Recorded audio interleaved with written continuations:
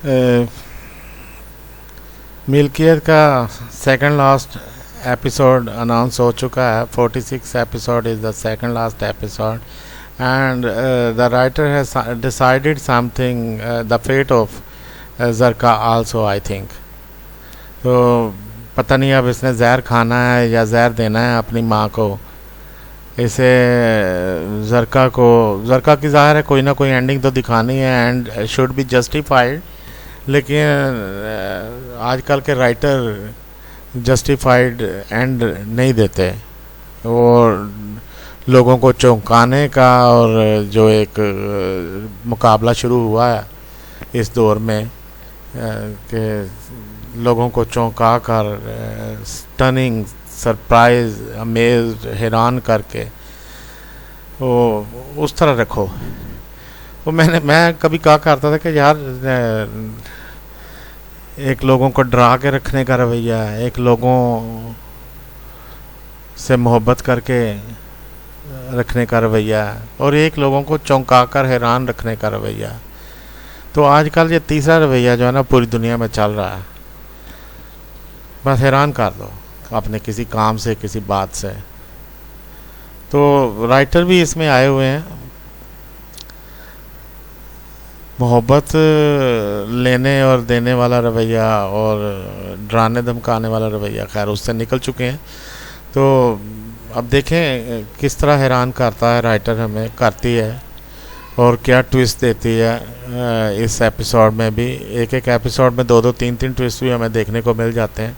अब जरका खुद मरने लगी है या बहरहाल नहीं होना चाहिए था. मेरे ख्याल में जो सबसे ज़्यादा हैप्पी एंडिंग है वो यही है कि इंसान ठीक हो जाए, तो इंसान बुराई के ऊपर ही ख़त्म हो जाए. ये कोई अच्छी एंडिंग नहीं है शायद. बहरहाल राइटर जो है वो अपने किसी फ्रेम ऑफ माइंड में होता, तो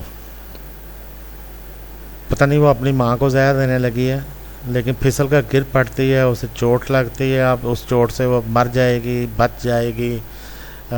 क्या ज़ाहिर होगा, क्या जहर का पता चलेगा कि किसको देने लगी थी, सोहा को देने लगी थी. तो ये सीन इस हवाले से एन इम्पोर्टेंट सीन. बहरहाल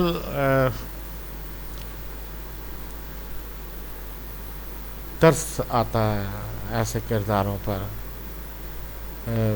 इतने ज़्यादा शदीद नहीं होना चाहिए, इतना ज़्यादा तबीयत में लाउबालीपन नहीं होना चाहिए.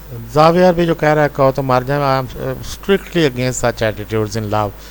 एक जो आने जाने वाला जज्बा है, अगर जो रहने वाला होता तो जितने भी बूढ़े हैं उन सब में जज्बा होता. तो जितने भी एजड लोग आप देखते हैं 50s में, 40s में, 30s में, वो इससे निकल चुके होते हैं.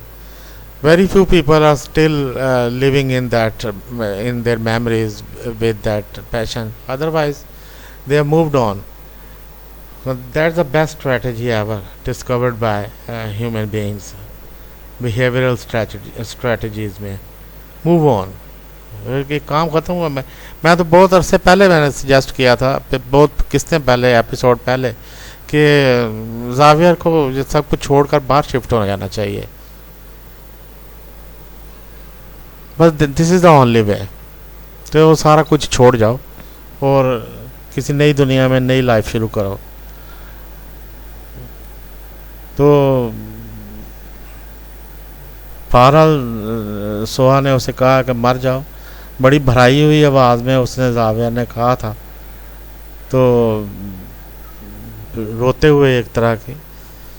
तो मरना भी तो ज़ाहिर है, उसको ज़िंदा छोड़ के मरना भी तो मुश्किल होता है इंसान का, कि महबूब ज़िंदा और आप मर जाएं.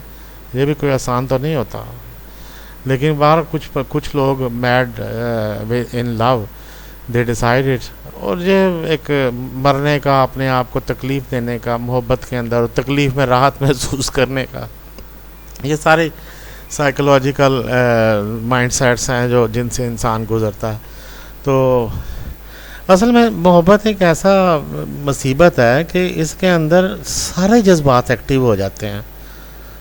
इंसान के अंदर जितने भी जज्बात होते हैं, जो भी उसकी केमिस्ट्री होती है, वो सारी एक्टिव हो जाती है। उसके अंदर नेगेटिव जज्बात भी आ जाते हैं। मतलब मोहब्बत में जो इंसान मोहब्बत में होता है वो रिवेंजफुल भी हो जाता है, हेटफुल भी हो जाता है, जेलस भी हो जाता है, वो काइंड भी हो जाता है, सॉफ्ट हार्टेड भी हो जाता है। ये सारी चीज़ें उसके अंदर आ जाती हैं। और तो और जितनी इंसान के अंदर जो स्पिरिचुअल क्वालिटीज़ होती हैं वो भी सारी अकोमोलेटेड फॉर्म में सामने आ जाती हैं जब इंसान मोहब्बत में होता।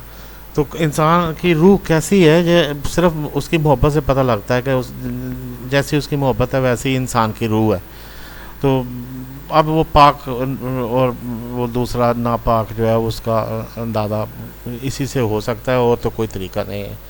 So when a person is in love and what he does in love, that shows how spiritual he is and how non-spiritual he is. Anyway, we are all talking about in Zarka's scene and जाहिर है कि वो इतनी humiliation के बाद उसका ज़िंदा रहना भी मुश्किल है। और किस मुंह से, किसी मुंह से नहीं, बस बंदा सारा इन सारी चीज़ों से निकल जाता है और अपनी एक क्वाइट लाइफ शुरू कर लेता है। और क्या, ऐसे लोग जो होते हैं वो आमतौर पर किसी स्कूल में टीचर लग जाते हैं और हर चीज़ पीछे छोड़ जाते हैं और they start a new life, quite life. सारा दिन बच्चों के दरमियान 8 पीरियड पढ़ाते हैं, दिमाग ख़राब करके रात तक घर आते हैं। अल्लाह अल्लाह खैर सलाह। So life is precious anyway. The message in the end should be life is precious और हमें कदर करनी चाहिए। Thank you so much for your listening and watching, and do remember me and your property deals if there is any. Thank you so much.